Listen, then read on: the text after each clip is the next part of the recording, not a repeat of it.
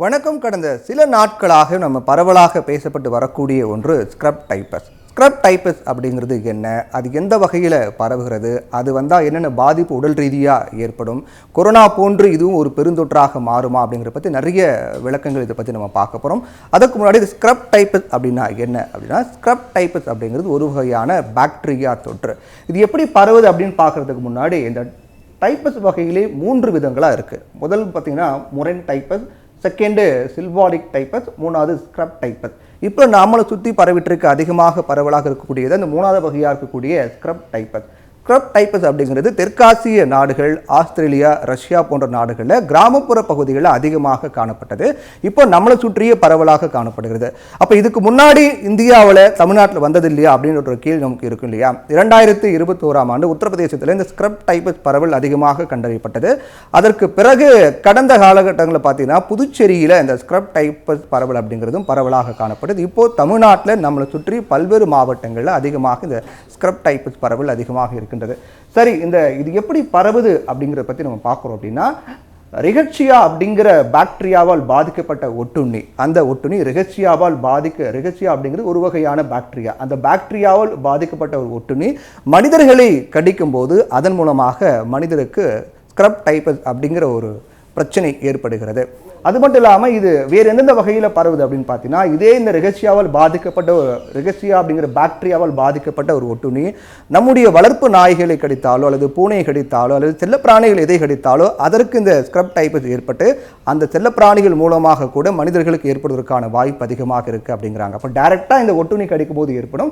அந்த ஒட்டுண்ணியால் கடிபட்ட ஒரு பூனையோ நாயோ மனிதர்களை கடிக்கும் போதும் அவர்களுக்கு ஸ்க்ரப் டைப்பஸ் ஏற்படும். அப்போ ஒரு முக்கியமான கேள்வி வரும், ஒருத்தருக்கு அந்த ஸ்க்ரப் டைப்பஸால் பாதிக்கப்பட்டிருக்கார் அப்படின்னா அவர் மூலமாக இன்னொரு மனிதருக்கு பரவுமா தொற்றா அப்படிங்கிற ஒரு கேள்வி வரும்.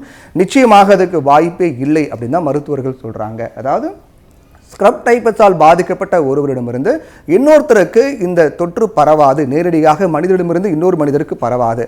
அவரோட நீங்கள் நெருக்கமாக இருந்தாலோ அல்லது அவர் இருமும் போது தும்பும் போது அதன் மூலமாக ஸ்க்ரப் டைப்பஸ் அப்படிங்கிறது இன்னொரு மனிதருக்கு பரவாது, தொற்று கிடையாது.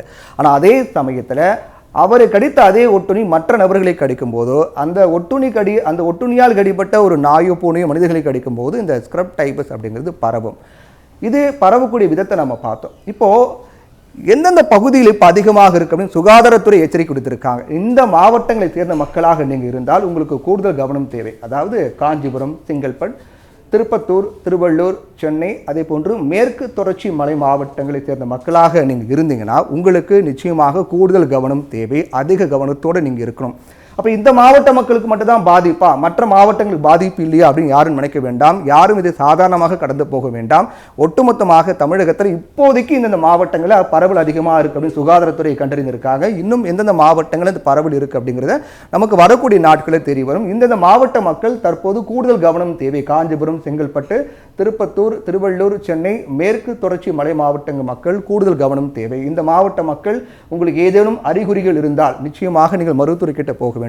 சரி, இப்போ ஒரு நபருக்கு ஸ்க்ரப் டைப்பஸ் அப்படிங்கிற விஷயத்தால் தொற்றால பாதிக்கப்பட்டிருக்கார் அப்படின்னா அவருக்கு என்னென்ன அறிகுறிகள் ஏற்படும் அப்படின் போது, இந்த அறிகுறிகள் உங்களுக்கு இருந்தால் நிச்சயமாக நீங்கள் தாமதிக்காமல் உடனே மருத்துவரை அணுக வேண்டும். அதாவது காய்ச்சல், தலைவலி, இருமல், உடல் முழுவதும் நெறிக்கட்டிகள் ஆங்காங்கே நெறிக்கட்டி கொள்ளுதல், அதே போன்று குளிர், நடுக்கம், உடல் சோர்வு, இந்த மாதிரியான அறிகுறிகள் உங்களுக்கு தொடர்ந்து இருக்கக்கூடிய பட்சத்தில் நீங்கள் உடனே தாமதிக்க வேண்டாம். இந்த மாதிரி ஒரு பிரச்சனை ஏற்படும் போது நம்ம மக்கள் ரொம்ப அஜாக்கிரதையாக இருப்பாங்க, அலட்சியமாக இருப்பாங்க. இது கிளைமேட் சேஞ்சினாலும் நமக்கு இந்த மாதிரி பிரச்சனை ஏற்படும், சரியாயிடும் அப்படின்னு நினைப்பாங்க.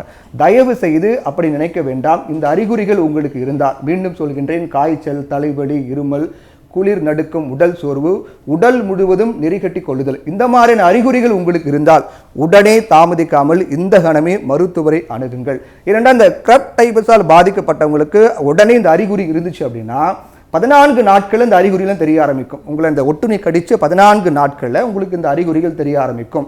உடனே நீங்கள் மருத்துவரை அணுகுனீங்க அப்படின்னா ஆன்டிபயோட்டிக் மாத்திரைகள் மூலமாக இதை ரொம்ப எளிதாக குணப்படுத்த முடியும். ஒருவேளை நீங்கள் தாமதிச்சிங்க அப்படின்ற போது உங்களுக்கு சிறுநீரக பாதிப்பு, அதே போன்று நுரையீரல் பாதிப்புகள் ஏற்படுவதற்கான வாய்ப்பு இருக்கிறது. அது இரத்த நாளங்கள் மூலமாக திரவ மருந்து செலுத்தி அதை குணப்படுத்த முடியும் அப்படின்னு மருத்துவர் சொல்கிறாங்க. இன்னும் நீங்கள் அலட்சியப்படுத்தினால் மிகப்பெரிய பாதிப்பு இருக்குது அப்படிங்கிறாங்க. இப்போது ஸ்க்ரப் டைப்பஸால் ஒருத்தர் பாதிக்கப்பட்டிருக்காரு அப்படின்னும் போது அவர் அதை அலட்சியப்படுத்தி விட்டார், 14 நாட்களும் சரி 20 நாட்களையும் தாண்டி அவர் அலட்சியப்படுத்தி விட்டார் அப்படின்னா அவருக்கு என்னென்ன பாதிப்புகள் ஏற்படும் அப்படிங்கிறதும் மருத்துவர்கள் சொல்லியிருக்காங்க. நுரையீரல் தொற்று ஏற்படும், நிமோனியா, மூளைக்கு தொற்று பரவி கோமா நிலை கூட அடைய வாய்ப்பு இருக்கிறது, திடீர் சுவாச செயல் இழப்பு ஏற்படும், கல்லீரல் பாதிப்பு ஏற்படும், மூளை காய்ச்சல் ஏற்படும்.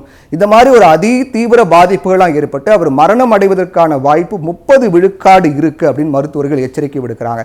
இதை கேட்ட உடனே யாரும் பயப்பட வேண்டாம், யாரும் பதற்றம் அடைய வேண்டாம். இது மக்களுக்கு ஒரு விழிப்புணர்வாக நாங்கள் தெரிவித்துக் கொண்டிருக்கின்றோம். இந்த மாதிரி ஏற்கனவே கூறிய இந்த அறிகுறிகள் உங்களுக்கு இருந்தால் நீங்கள் உடனே மருத்துவரை அணுக வேண்டும். நீங்களாகவே சுயமாக மருந்து எடுத்துக்கொள்ள வேண்டாம். மருத்துவரை அணுகினால் உடனடியாக அது ஸ்க்ரப் டைப்பஸாக இருந்தால் சரிப்படுத்தி விடலாம். நீங்கள் தாமதிக்கக்கூடிய பட்சத்தில் இது போன்ற பெரிய பெரிய பாதிப்புகள்லாம் ஏற்பட்டு உயிரிழக்கக்கூடிய நிகழ்வு கூட ஏற்படுவதற்கான வாய்ப்பு 30 விழுக்காடு இருக்குன்னு மருத்துவர்கள் சொல்றாங்க. அப்போ இது எப்படி தடுக்கலாம் அப்படின்ற ஒரு கேள்வி வருது இல்லையா? இது தடுப்பது எப்படி அப்படிங்கிற கேள்வி வருது. இப்போ இது பொதுவாகவே யார் அதிகம் பாதிக்கும் அப்படின்னா வயது முதிர்ந்தவர்கள், அதே போன்று இணை நோய் உள்ளவர்கள், இதய பிரச்சனை உள்ளவர்கள், நுரையீரல் பிரச்சனை உள்ளவர்கள், சிறுநீரக பிரச்சனை உள்ளவர்கள், இது போன்ற இணை நோய் உள்ளவர்களை இந்த ஸ்க்ரப் டைப்பஸ் பாதிப்பு ஏற்பட்டால் அவங்களுக்கான விளைவுகள் அப்படிங்கிறது மிக அதி தீவிரமாக இருக்கும் அப்படின்னு மருத்துவர்கள் சொல்றாங்க. இந்த அளவுக்கு ஒரு பெரிய பாதிப்பு ஏற்படுத்தக்கூடிய இந்த பாக்டீரியா தொற்றை எப்படி தடுக்கலாம்? இப்போது நாங்கள் எல்லாம் கரெக்டாக இருக்கோம், எல்லாமே சரியாக இருக்குது, இது வராமல் தடுக்கிறது நாங்கள் என்ன பண்ணணும்னா இந்த வகையான ஒட்டுண்ணிகள் இருக்குது இல்லையா, இந்த பாக்டீரியா இதை பரப்பக்கூடிய அந்த ஒட்டுண்ணிகள் பொறுத்த வரைக்கும் எங்கே அதிகமாக இருக்கும் அப்படின்னா மரம், செடி, கொடிகள், அடர்ந்த புதர்கள், புல்வெளிகள், இது போன்ற இடங்களில் தான் ரொம்ப அதிகமாக இருக்கும். விவசாய நிலங்களில் பயிரிட்டாலும் அந்த பயிரில் கூட அதிகமாக இருக்கும் அப்படின்னு சொல்கிறாங்க. அப்போது அதை சரி பண்ணுறதுக்கான அது முன்கூட்டி தடுப்பதற்கு நம்ம என்னென்ன முன்னெச்சரிக்கையாக என்னென்ன பண்ணலாம் அப்படின்னா நம்ம வீட்டை சுற்றி புதர்கள் மண்டி இருந்தால் உடனே அதை சுத்தம் செய்ய வேண்டும். நம்ம வீட்டை சுற்றி அதிகமான புதர்களோ செடி கொடிகளோ அடர்ந்து இருந்தால் அதை உடனே சுத்தம் செய்ய வேண்டும். அதே போன்று நாம் தினமும் பயன்படுத்தக்கூடிய தலையணை, படுக்கை விரிப்புகளை சரியாக சுத்தம் செய்து பயன்படுத்த வேண்டும். ஏன்னா நமக்கே தெரியாத அளவுக்கு இந்த ஸ்க்ரப் டைப்பஸ் ஏற்படுத்தக்கூடிய அந்த ஒட்டுண்ணி 0.3 mm ரொம்ப சின்ன அளவு தான் இருக்கும் அப்படின்னு சொல்கிறாங்க. அது நம்ம தினமும் பயன்படுத்தக்கூடிய தலையணை ஒருவேளை சரியாக அது துவைக்காமலோ தொடர்ந்து பயன்படுத்தி வந்தாலும் கூட அதில் கூட அந்த ஒட்டுண்ணிகள்லாம் வருவதற்கான வாய்ப்பு இருக்குது அப்படின்னு சொல்கிறாங்க. அப்போ நம்ம தினமும் பயன்படுத்தக்கூடிய தலையணை, படுக்கை விரிப்புகளை சரியாக சுத்தம் செய்து பயன்படுத்த வேண்டும். அதே போன்று மலையேற்றத்துக்கு போகக்கூடியவர்களாக இருப்பாங்க, மலையேற்றத்தை விரும்பக்கூடியவர்கள், காடுகளை சென்று சுற்றி பார்க்கக்கூடியவர்களாம் தயவு செய்து உங்களை எந்தவித பூச்சியும் கடிக்காதபடி உங்களை நீங்கள் தற்காத்துக் கொள்ள வேண்டும். அதே போன்ற விவசாய நிலங்களில் நீங்கள் வேலை பார்ப்பவராக இருந்தாலும் கூட எந்தவித ஒரு பூச்சியோ வண்டோ கடிக்காத அளவுக்கு நீங்கள் உங்களை தற்காத்துக் கொள்ள வேண்டும். இதுதான் இது தடுப்பதற்கான வழிமுறைகளாக இருக்கின்றது. இப்போதைக்கு மருத்துவர்கள் சொல்லியிருக்காங்க. அதனால் தயவு செய்து ஏற்கனவே கூறிய இந்த அறிகுறிகள் உங்களுக்கு இருந்தால் உடனே தாமதிக்காமல் மருத்துவரை அணுகினால் உடனே இந்த ஸ்க்ரப் டைப்பஸ் தொற்றால் நீங்கள் பாதிக்கப்பட்டிருந்தீர்கள் என்றால் அதை உடனடியாக சரி செய்து விட முடியும். அலட்சியப்படுத்த வேண்டாம்.